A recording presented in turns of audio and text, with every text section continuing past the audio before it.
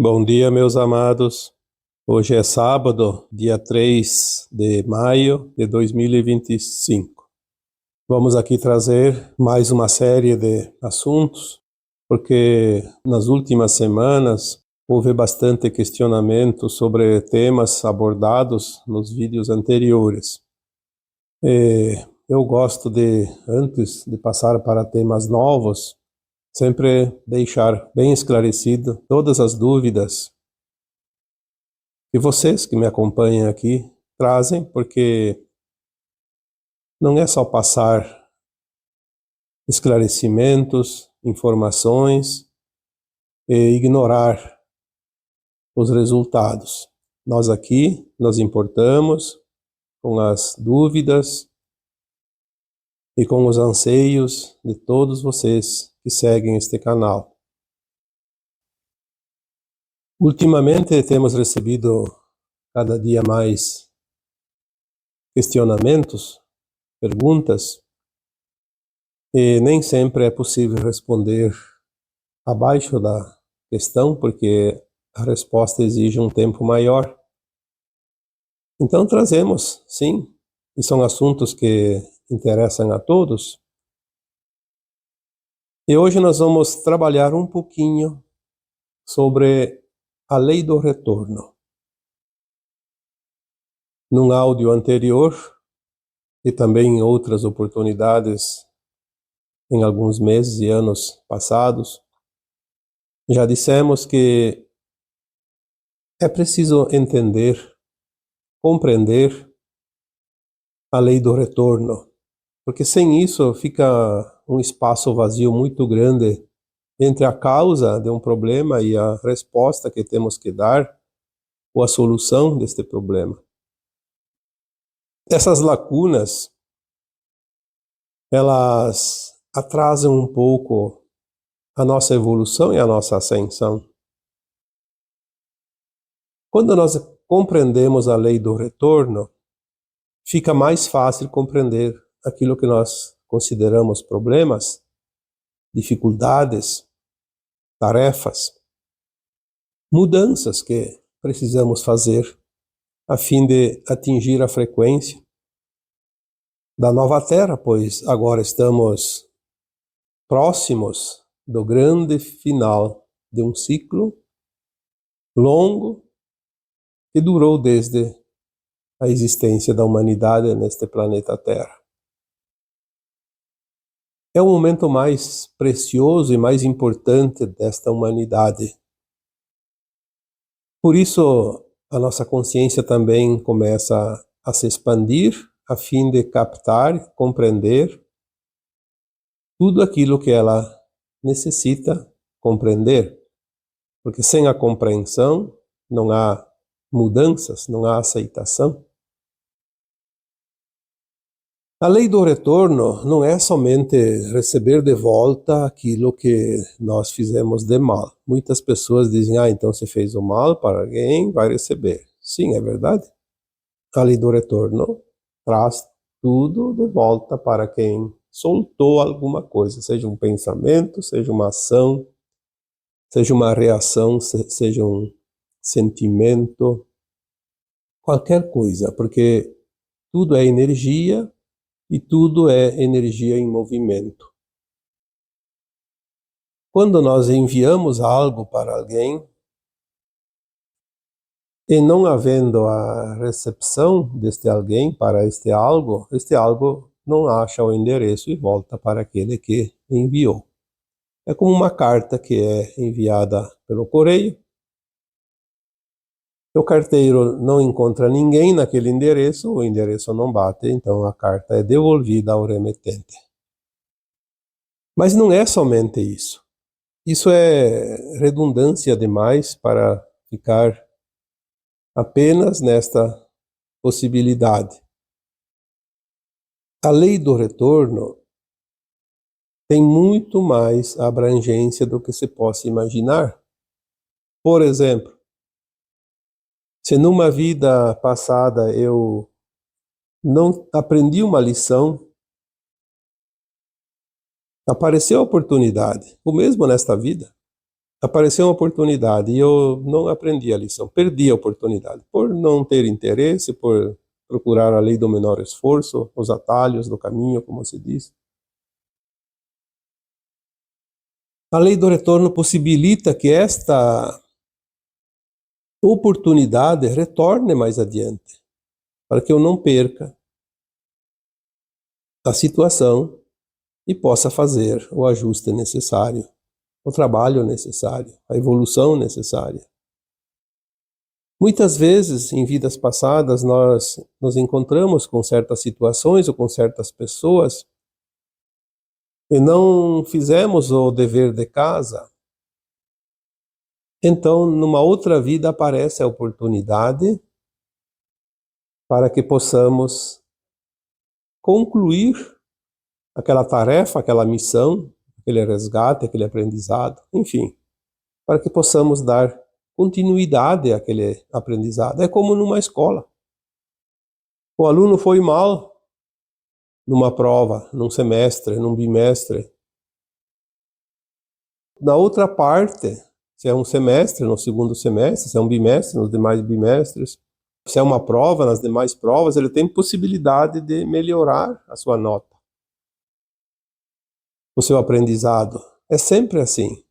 A lei do retorno traz as possibilidades que perdemos em alguma oportunidade passada. Eu vou aqui até para responder uma outra questão, dar um exemplo bem claro, bem típico. Nós recebemos aqui na verdade é um questionamento. A pessoa que enviou essa mensagem disse que ela é psicóloga e trabalha no serviço de acolhimento familiar, que são aquelas criaturas, aquelas crianças principalmente que são maltratadas dentro de uma família, que são agredidas e que precisam ser trabalhadas. Então a psicologia vai lá ajudar a resolver essa situação para que as coisas se resolvam e sejam integradas de uma forma mais tranquila e segura à própria família. Enfim, mais ou menos isso para resumir, porque se nós não resumimos aqui, vamos falar o tempo todo. Aí diz assim que a preocupação é como conciliar essa situação com a espiritualidade, porque às vezes as leis dos homens não são propriamente alinhadas com as leis divinas. As leis dos homens são restritas àquilo que a humanidade conhece, que se determina através das leis existentes, mas as leis divinas, elas são abrangentes e elas não envolvem itens nem parágrafos. As leis divinas envolvem apenas amor, compreensão, consciências, aquilo que é ético, aquilo que não é ético, enfim, aquilo que vai causar danos futuros. Não são as mesmas leis. Obviamente, quem trabalha com isso e tem o entendimento das leis divinas se preocupa. Porque se nós temos aqui um poder, uma autoridade para resolver situações, não podemos esquecer que há uma lei maior e que se nós infringirmos essa lei, seremos responsabilizados mais adiante pelos nossos atos. Por isso eu achei muito importante trazer aqui essa orientação. É óbvio que às vezes as pessoas mandam no anonimato e é preciso respeitar o anonimato, não vou citar nomes, mas eu respondo aqui para essa psicóloga mais ou menos dentro daquilo que entendemos da espiritualidade e das leis divinas, porque nós temos algumas orientações nesse sentido. Vamos usar isso na prática cotidiana. Os pais têm conflitos com as crianças. Aí não é somente o Conselho Tutelar, é também os órgãos públicos e esses profissionais da área, como os psicólogos, que trabalham no serviço de acolhimento familiar e acabam se envolvendo nessa situação, porque eles entendem que as crianças estão em situação de vulnerabilidade. Mas se nós entendemos que ali são almas, claro, a criança é criança, tem que respeitar o seu estágio na forma humana. Nós dissemos aqui tantas vezes que as crianças são independentes dentro da lei divina, pelo seu livre-arbítrio, a partir dos 14 anos. Até os 14 anos ela ainda não é livre ou não tem a responsabilidade das suas escolhas. Ela ainda está aprendendo, porque é assim que funciona a reencarnação. Um reaprender. Por isso temos a primeira infância, a segunda infância, 7, 14 anos. A partir dos 14, a alma é responsável, sim. Ela tem um livre-arbítrio pleno. Embora a lei dos homens mude essas idades para dizer que ela é responsável ou não, que é maior ou menor de idade, isso não importa. Importa que na lei divina, aos 14 anos, a alma faz as suas escolhas com responsabilidade. Mas até os 14 anos é preciso sim que tenha. Por isso a família é o primeiro habitat desta alma que reencarna. Os pais são responsáveis, porque eles assumiram essa responsabilidade antes de encarnar. Todos combinaram a família. A família é uma combinação de um plano coletivo de almas. Como dizia o Chico Xavier, e eu gosto de repetir isso, na reencarnação ninguém era de endereço. Existe sim a negligência dos pais, que são os responsáveis. Em muitos casos há negligência. Isso tudo vai custar caro perante as leis divinas, independente se as leis dos homens são aplicadas ou não. Mas o que existe nestes casos, e aqui eu vou responder para esta psicóloga, um fato que é preciso compreender, e está dentro da lei do retorno. Quantas vezes nós falamos aqui? A família é um laboratório de almas, onde as arestas não aparadas no passado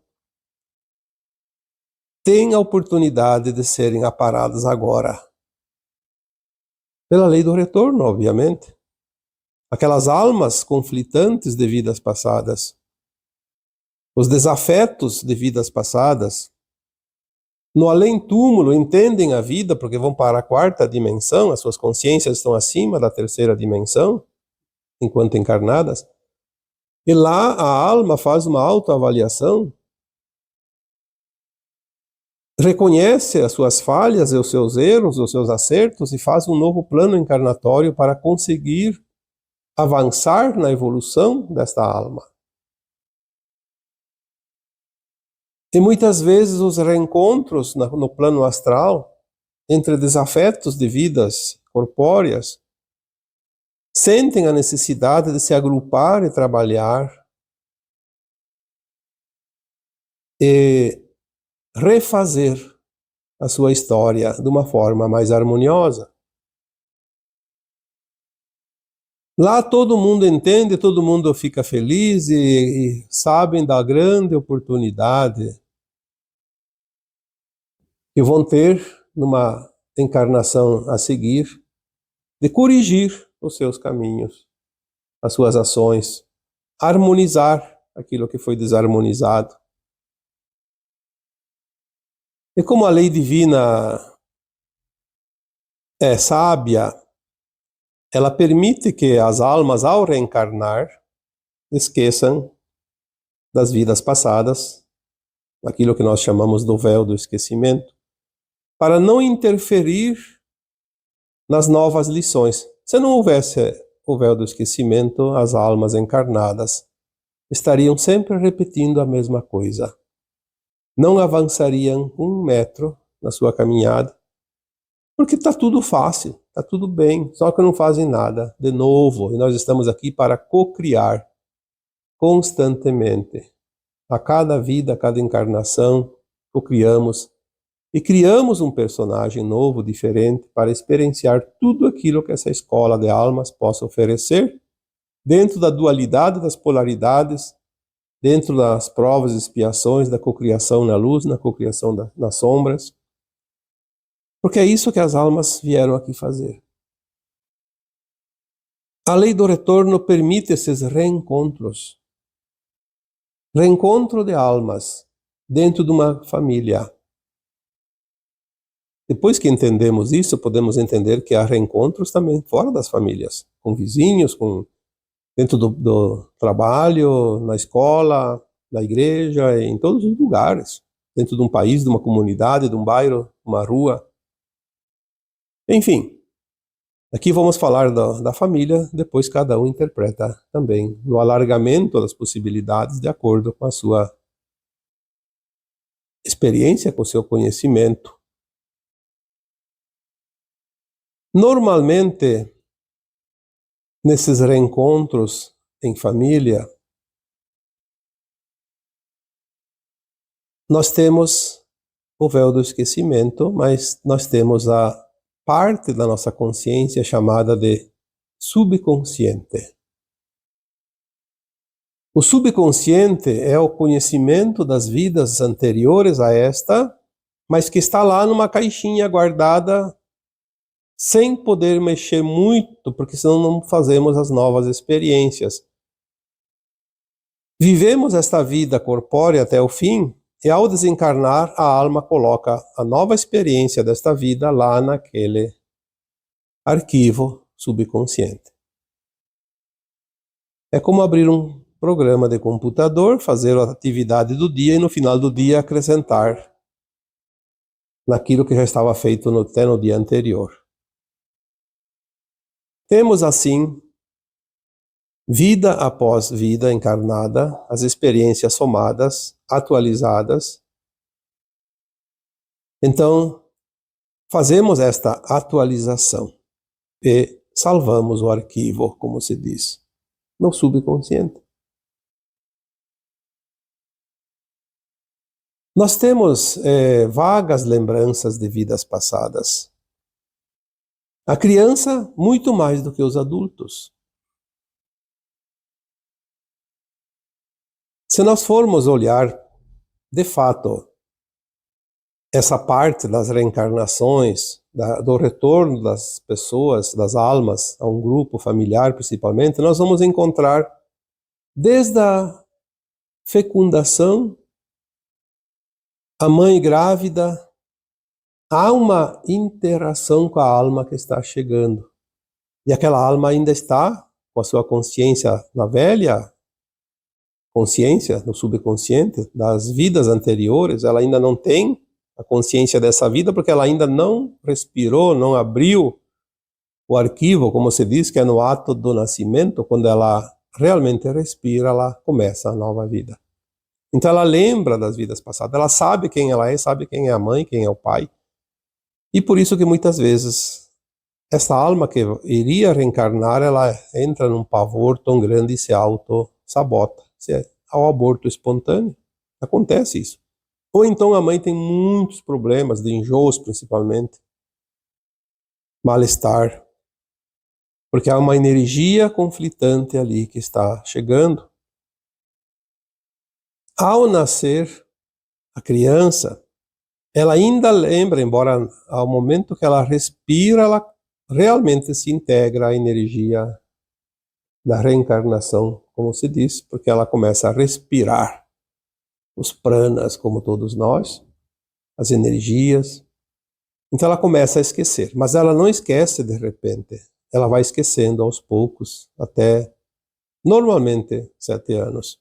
Algumas crianças continuam mais tempo, outras antes dos 7 já não lembro mais nada, mas ela lembra muito. Por isso que certas crianças contam fatos de vidas passadas e são reais. Pena que os pais às vezes não dão importância e acham que é uma bobagem. Assim como a criança diz que tem um amiguinho, uma amiguinha brincando com ela. E tem mesmo. Tem, e ela sabe disso, ela enxerga, ela conversa, e ouve, fala e entende o que aquela alma que está ali, porque elas enxergam e tem em toda parte. Mas voltando aqui ao tema dos conflitos depois, esses conflitos eles já vêm de vidas passadas. A lei do retorno possibilita esta oportunidade. Uma palavra, um gesto, um olhar, uma situação, qualquer coisa vai despertar na criança, ou nos pais também, mas geralmente na criança, uma lembrança energética de frequência. Ela não lembra talvez do fato em si, embora a criança tenha essa possibilidade de lembrar. Os próprios pais, que já não lembram mais, qualquer atitude, qualquer gesto, qualquer arte, vamos dizer assim, da criança, remete uma frequência de um conflito existente entre ambos de vidas passadas. E aquilo traz uma emoção que gera o conflito, porque traz uma emoção de raiva, de culpa, de qualquer coisa negativa, de mágoa, de ressentimento, e começa a ativar uma parte daquele subconsciente dentro da consciência. São as ações praticadas. E aí pode haver conflitos realmente desastrosos. Então, a psicóloga que enviou esta mensagem, esse questionamento, eu diria, primeiro de tudo, compreender esta parte das reencarnações, a lei do retorno, a oportunidade daquelas almas conviverem harmoniosamente, porque este é o objetivo maior. E se este é o objetivo, tem que buscar este objetivo. Trabalhar, eu diria, a criança sim, acolher ela, protegê-la, mas nesses casos, teria que trabalhar mais os pais. Explicar para eles essa questão das leis do retorno, das vidas passadas. É uma oportunidade que todos concordaram, porque seria uma oportunidade que todos podem aproveitar. Porque trabalhar individualmente levaria muitas vidas e é preciso apressar, estamos no final do ciclo de provas e expiações. Talvez essa, para a maioria das almas encarnadas, já é a última encarnação nas provas e expiações aqui da Terra. Ou faz o dever de casa ou perde a chance de ir para a nova Terra. Explicar para as pessoas como funciona a vida. Inclusive para as crianças, porque as crianças entendem mais que os adultos. Mas é preciso que as pessoas compreendam, e a responsabilidade ali é dos pais. Compreender que ali estão desafetos de vidas passadas, mas que nesta vida vieram como filhos. Compreender que aquilo que foi feito em vidas passadas era um aprendizado que não foi concluído e que a oportunidade de concluir é agora. Compreender que tudo que foi feito em todas as vidas passadas, e temos centenas, muitos passam de 1000 encarnações, tudo foi aprendizado, tudo foi experiência, todos nós passamos pelas lições dessa escola. O aluno não se forma sem passar por todas as matérias e todos os níveis dos anos subsequentes dentro de um período estipulado, como 4 anos, 5 anos, 6 anos, dependendo do curso. É preciso concluir as matérias, concluir as lições. Não só passar as lições, aprender as lições, senão não passa nas provas. Eu diria que este entendimento é fundamental, porque tudo tem uma explicação lógica, compreensível, e é só através do entendimento que nós podemos fazer as mudanças internas de pensamento, de ações.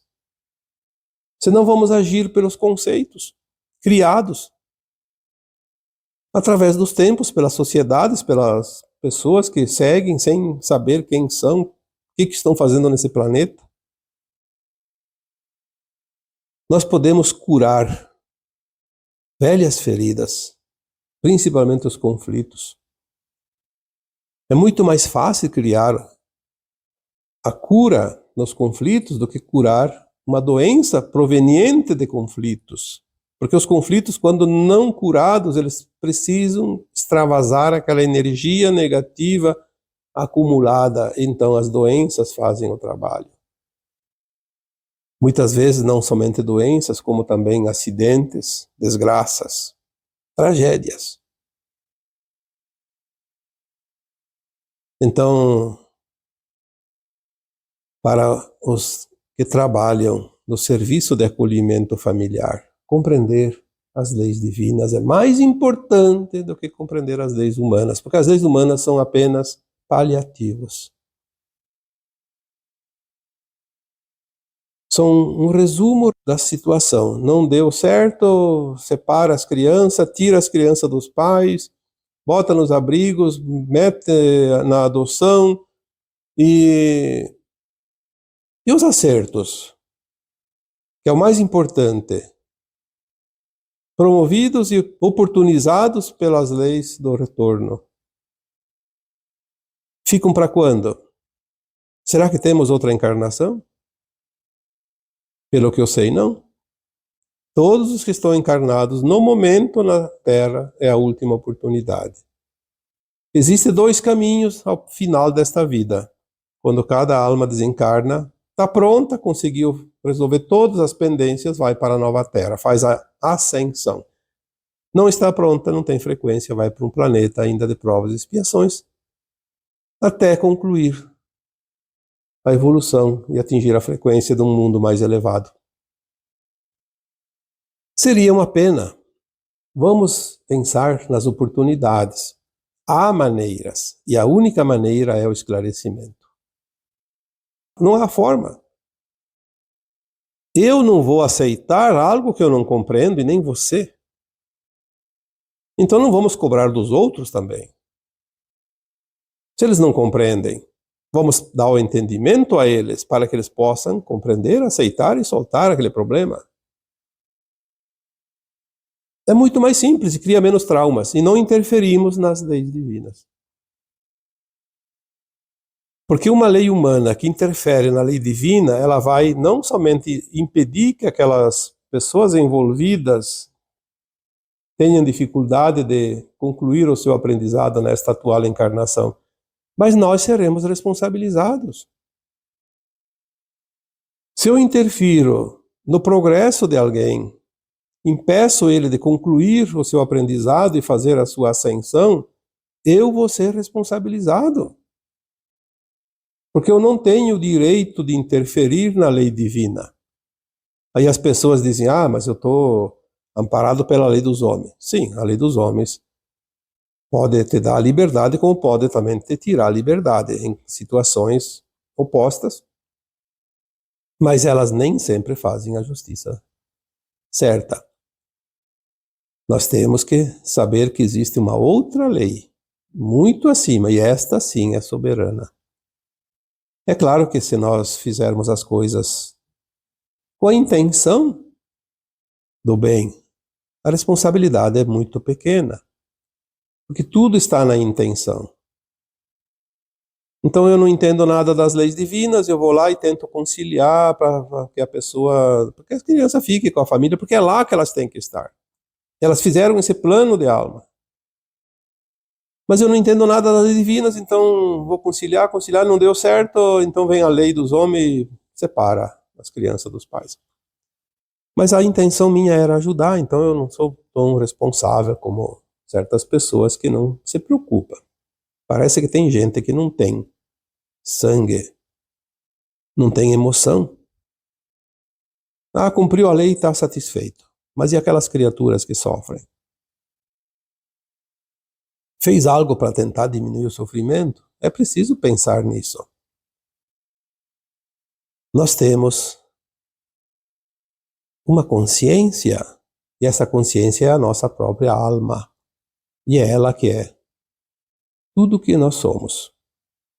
O corpo tem a duração de uma vida corpórea. É apenas um instrumento que a alma se utiliza para fazer as suas experiências num certo período, por ela mesma determinado o tempo. Nós temos aqui uma outra questão que eu vou adicionar, também feita por uma seguidora do canal, pedindo também uma orientação sobre os filhos adotivos que odeiam a mãe ou os pais. Isso é bem comum. Nós falamos no áudio da semana passada sobre adoção. É uma oportunidade também oferecida pela lei do retorno.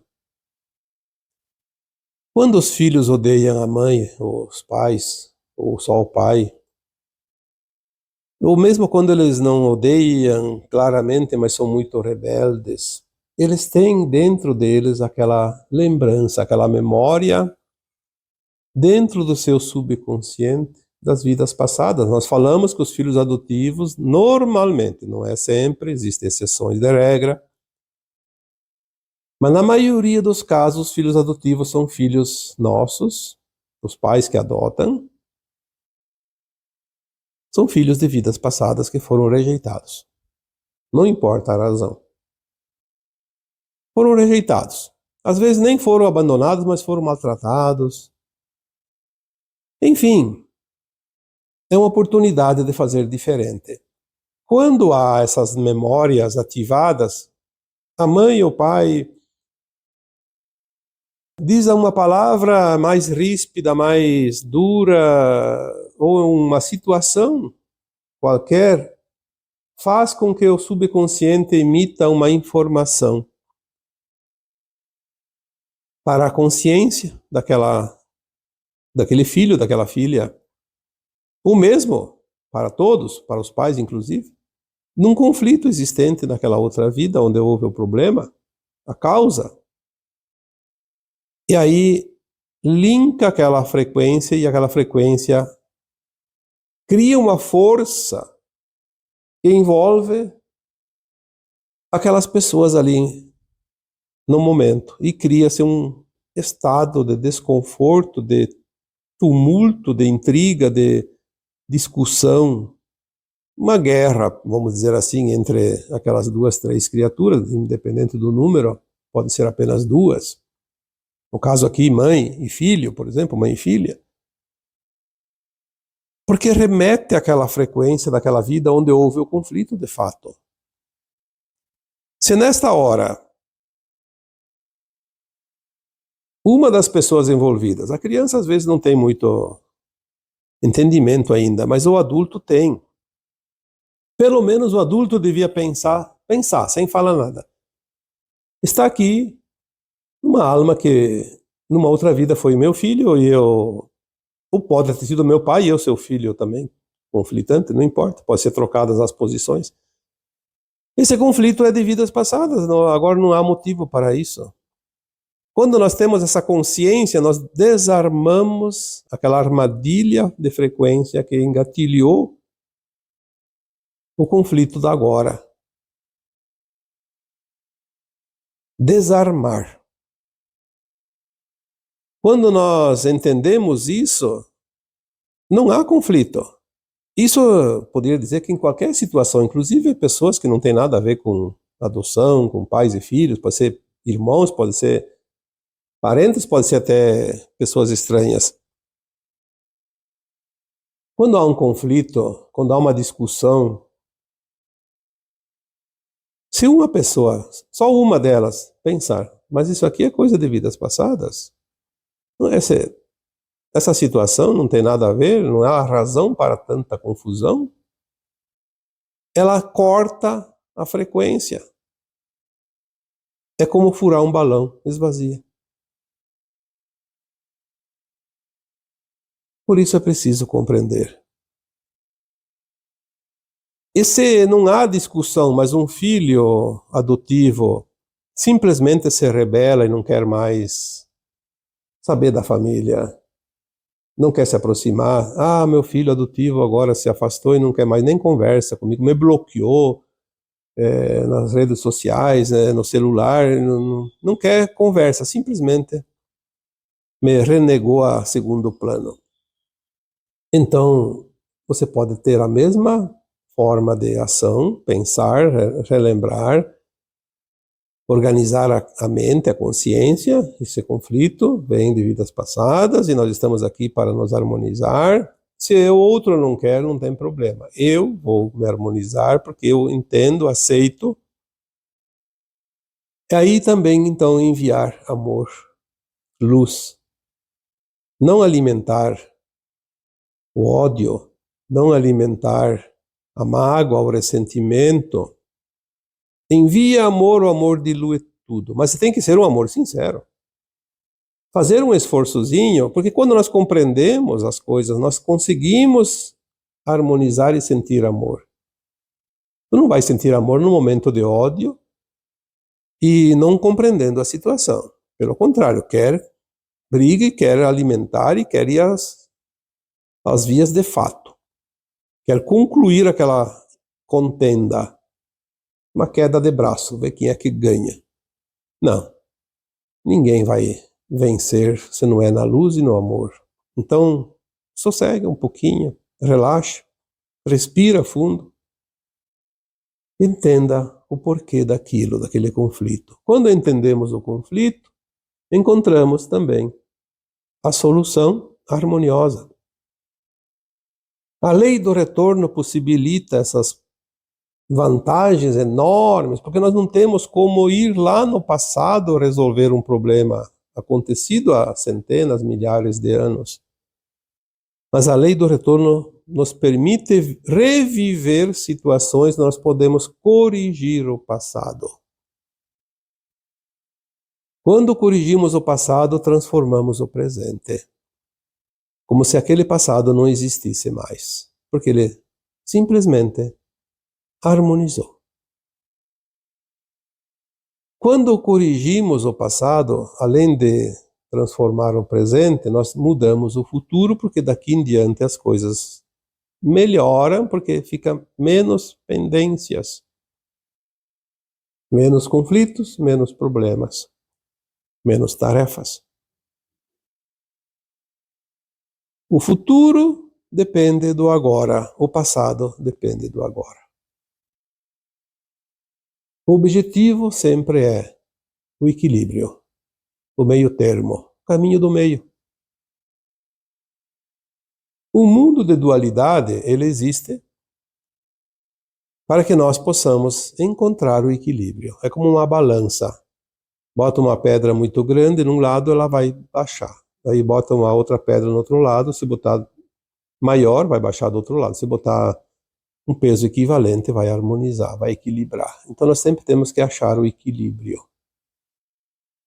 Contrabalançar. Podemos, então, mudar a nossa vida de uma forma sem precisar passar pelas doenças, pelas perdas, pela dor, pelas tragédias. Somos o resultado de nós mesmos. Somos arquitetos da nossa vida.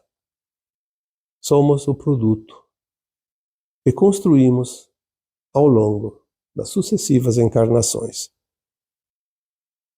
Estamos aqui para finalizar essa caminhada. Vamos realmente fechar o ciclo e ir para um novo tempo. Uma nova terra, um novo ciclo. Um mundo de regeneração, não mais de provas e expiações. Então, agora eu vos deixo com o meu abraço de luz em cada um de vocês. Namastê.